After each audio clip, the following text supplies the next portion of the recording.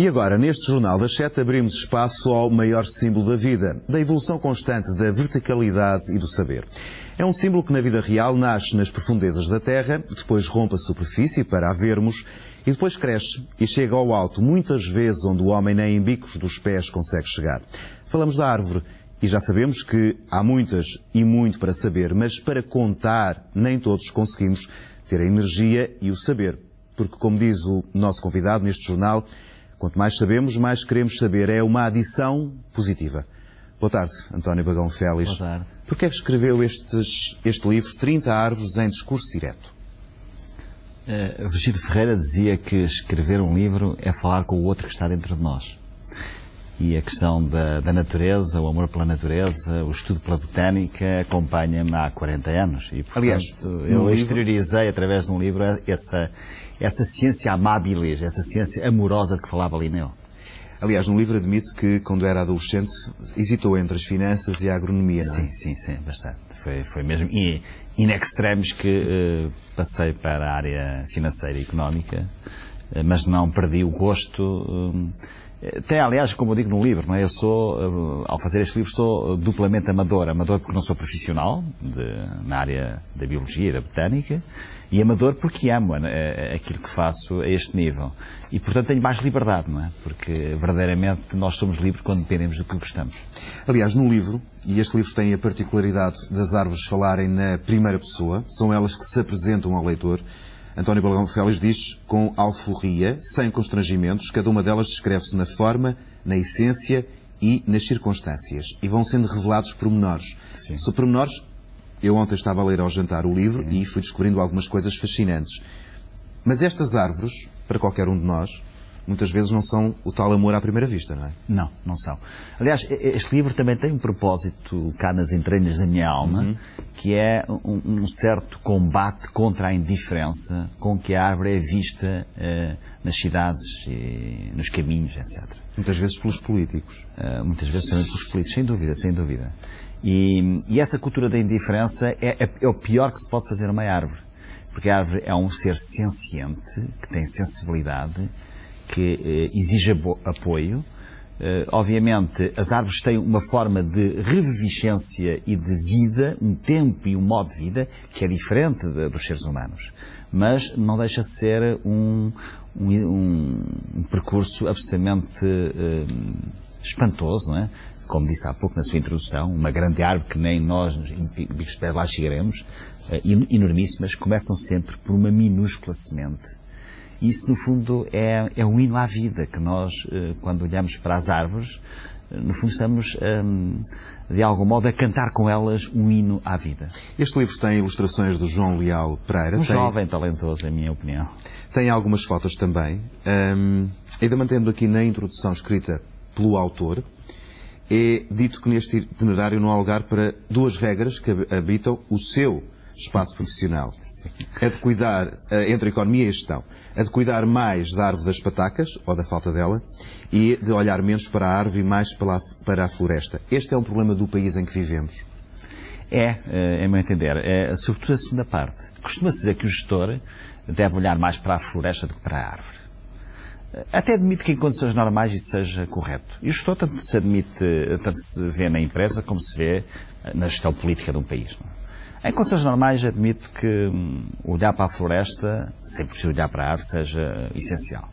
Mas em condições de dificuldade, em que é preciso ter um humanismo radical, em que é preciso olhar para as pessoas, é preciso personalizar as estatísticas e os números, evidentemente que aí a árvore, às vezes, é mais importante do que a floresta.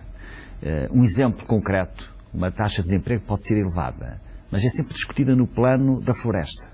Ora, para um desempregado, a taxa de desemprego é de 100%. Isto é, bate na sua totalidade, na sua dignidade, na sua capacidade de olhar para o futuro com esperança, etc. E, portanto, a árvore é essencial na sua individualidade, no respeito pela sua dignidade, na sua diferencialidade. No fundo, a natureza é espantosa porque vive da diversidade e da riqueza da diferença. No fundo, é como nós. A nossa principal riqueza é que somos todos diferentes. É o que acontece nas árvores. É a maravilha da vida. Nós até podemos cuidar mal delas, mas elas continuam a produzir aquilo que nos permite depois acabar por respirar. Sem dúvida, elas são os sumidores de carbono, não é? E que, portanto, permitem purificar o ar que muitas vezes nós, através das diferentes formas de poluição, poluímos. E nesse aspecto, para além de outras vantagens e de outros atributos fundamentais, mas esse é essencial. Nem que não seja porque nos dão sombra, dá para nós nos encontrarmos, encostarmos a descansar. Eu fiz um desafio... Sombra e bailado das folhas também. É verdade. Eu fiz um desafio ao Dr. António Bagão Félix, que era partir de 4 árvores para falarmos de 4 políticos. Vamos começar este desafio. A primeira árvore que eu lhe pergunto, aliás, não lhe pergunto a árvore, pergunto o primeiro nome. Vamos imaginar Cavaco Silva, que é Presidente da República, já está num segundo mandato, foi Primeiro-Ministro do país, é um homem que os portugueses bem conhecem, é um homem que diz que o silêncio é muito importante. Este homem, Cavaco Silva, se fosse uma árvore, que árvore seria? Para mim seria Alfa Robeira.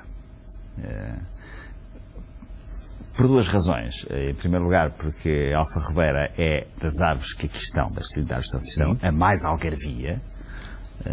E, portanto, como o professor Cavaco Silva é um homem do Algarve, esse é um ponto, digamos, que tem a ver com a sua naturalidade. Depois, por outra razão, que talvez as pessoas, lendo o livro, percebam, não é?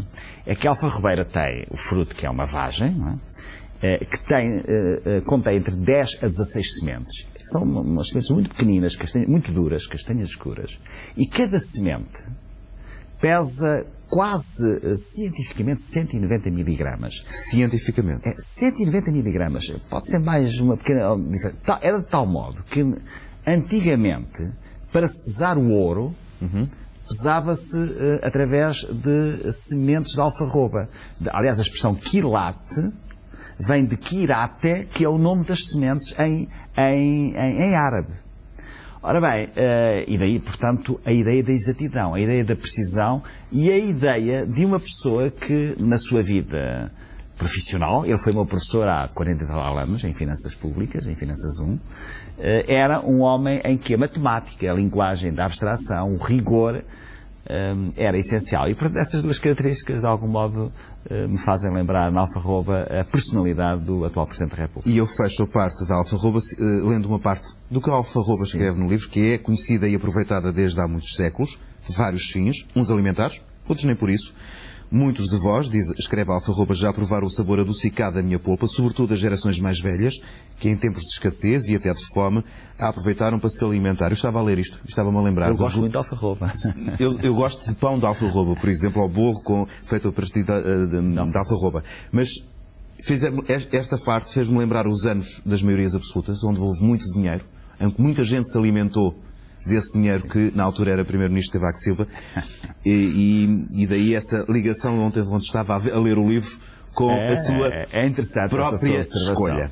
Neste momento, vamos falar do outro nome. Vamos falar do Primeiro-Ministro Passos Coelho, que foi líder durante muitos anos da Juventude Social Democrata, depois esteve mais afastado dos olhares públicos.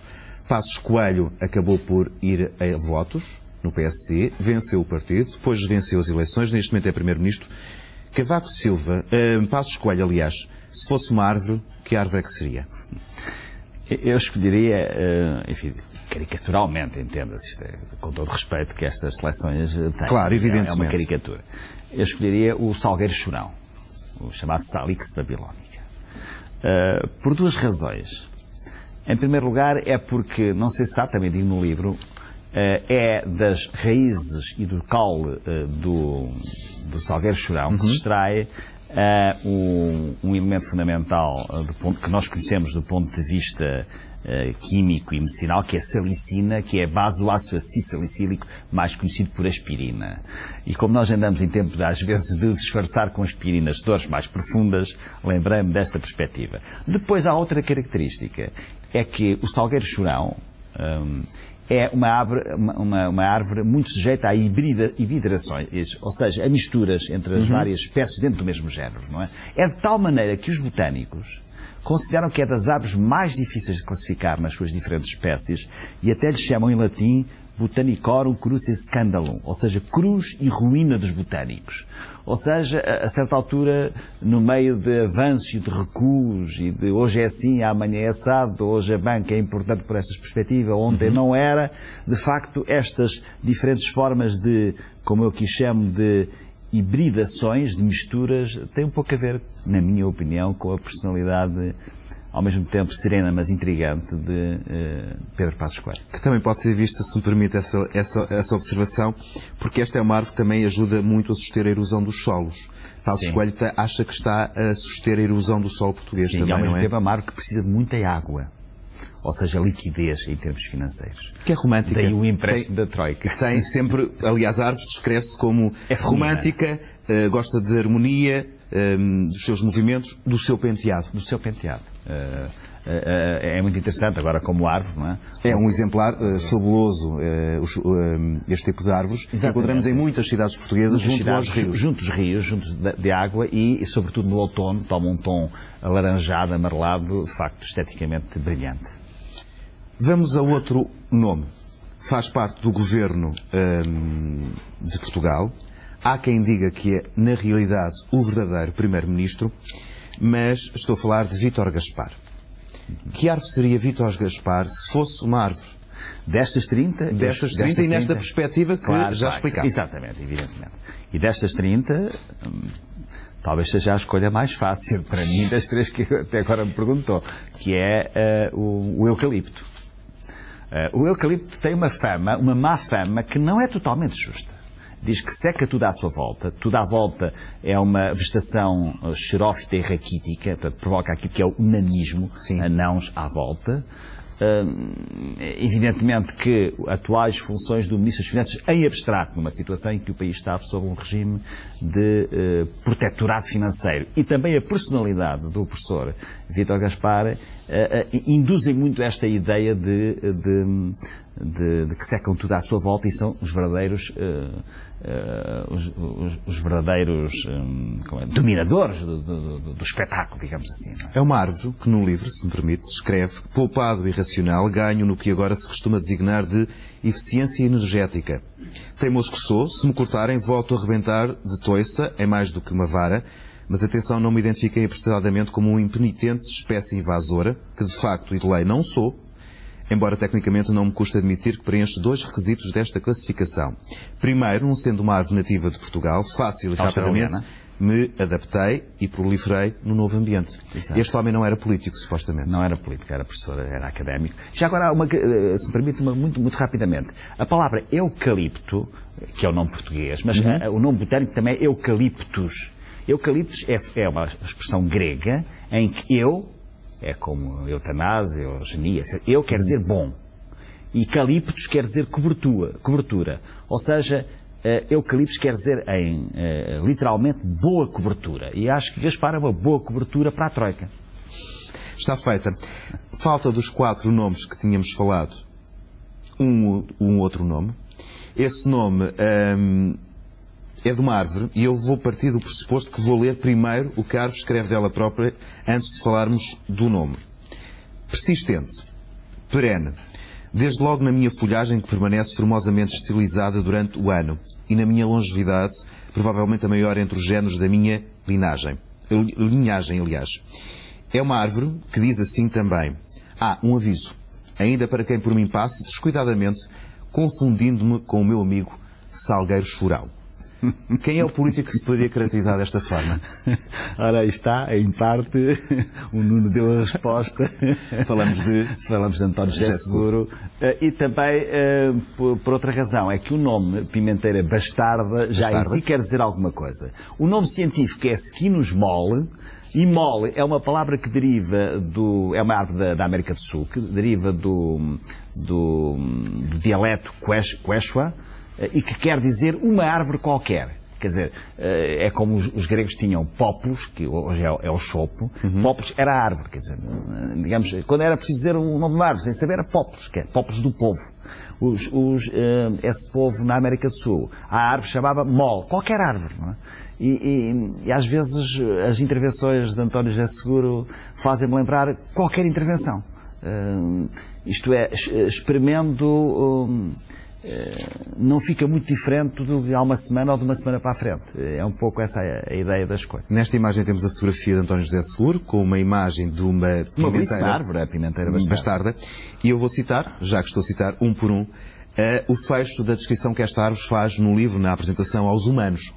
Sinto que nos últimos anos sou uma árvore mais apetecida na ornamentação das cidades e das vilas. Espero não desiludir quem a mim delicia à vista e beneficia do meu frondoso e acolhedor abraço. Tenho a vantagem de me apresentar sempre a formoseada do verde sereno de uma folhagem densa e persistente, faça sol ou faça chuva, bonança ou ventania, calor ao frio. António José Seguro espera nunca desiludir os portugueses. Está à espera da próxima campanha eleitoral. Precisamente. E das próximas eleições. Eu consegui ler o livro todo com as analogias, com os nomes, porque cada árvore se apresenta na primeira pessoa. As árvores apresentam-nos a nós no dia-a-dia sem falarem connosco. Eu gostaria de falar de uma outra árvore, Sim. que é uma árvore... Portugal tem uma árvore oficial, o sobreiro, foi aprovado na Assembleia da República. Mas há uma outra árvore que também existe em muitas cidades portuguesas. Estas, aliás, são árvores que estão mais presentes nos ambientes urbanos. Não é? Por isso é que não está o sobreiro e está o carvalho. Mas eu gostava que falasse de uma árvore que, segundo está escrito, é a árvore que o fascina mais. Sim. Falamos da oliveira. Da oliveira. É a árvore mediterrânica, profundamente portuguesa também, enraizada na cultura popular portuguesa. Aliás, o livro passa muito para as questões da arte, da poesia, da literatura, das tradições populares, das religiões. É uma árvore associada às três religiões do livro, ou seja, ao cristianismo, ao judaísmo e ao islamismo. E é uma árvore que em mim, que para mim significa uma espécie de, como é que eu ia referir, uma espécie de radiografia da nossa maneira de estar no mundo. Não é? Tem coisas em que nós, por exemplo, olhando para um tronco nudoso, às vezes velho, perene da oliveira... Quem não cuida bem dele, não é? Quem não, exatamente. Mas dá a sensação de... Ali nós vemos segurança, vemos às vezes ansiedade, vemos tristeza, vemos resistência, vemos capacidade, vemos tolerância, prudência, sensatez. Eu acho que é a árvore que além de bela, o verde, aquele verde da oliveira é absolutamente inigualável, não é? É uma árvore que traduz todas as fases da vida da oliveira e acho que também, não sendo psicólogo nem psiquiatra, todas as fases porque nós passamos ao longo dos anos em que cá estamos. É uma árvore que pode ter um aspecto rude, mas que todos os anos se renova, dá um fruto que acaba por alimentar os humanos. Exatamente. É um grande fruto. Havia mais árvores que eu gostaria de falar consigo. Gostaria muito de falar da olaia, até porque há essa tradição de chamarmos a árvore de Judas. Porque foi, segundo a tradição, a árvore em que Judas terá enforcado. Mas, doutor... O que, aliás, tem uma certa lógica, que é uma árvore relativamente pequena, e, portanto, como não havia tecnologias para subir a árvore, provavelmente Judas, com um simples salto, chegaria lá. Mas é uma árvore que tem um aspecto... Está agora, aliás, está neste momento em muitas cidades, em Lisboa já está neste momento a passar para a parte da folha, porque ela começa por dar flor e depois é que passa a ter as folhas. Esta cor é absolutamente notável e aqui está. As árvores, sabe que as árvores, deixa-me só dizer isto, as árvores, além de mais, nós aqui vemos-la completamente vestida, com fato de gala, não é? Mas as árvores no outono despem-se. Foram as árvores que inventaram o outono. Não é por acaso que em inglês se diz fall. As árvores no outono também são belíssimas, com a mistura entre o verde pálido, o amarelo, o laranja, o ocre, todas as cores. De facto, é um prodígio e é uma maneira de muitas vezes darmos valor a nós próprios através do valor que damos às árvores. Agradeço-lhe muito a presença neste jornal. Já que agradeço, ainda por cima uma leitura... Ter aceito o desafio de ligarmos as árvores a 4 políticos portugueses, 30 árvores em discurso direto. É o livro mais recente de António Bagão Félix, tem ilustrações de João Leal Pereira. É um livro que está numa livraria perto de si. Perto de si, voltamos depois de um curto intervalo. Até já.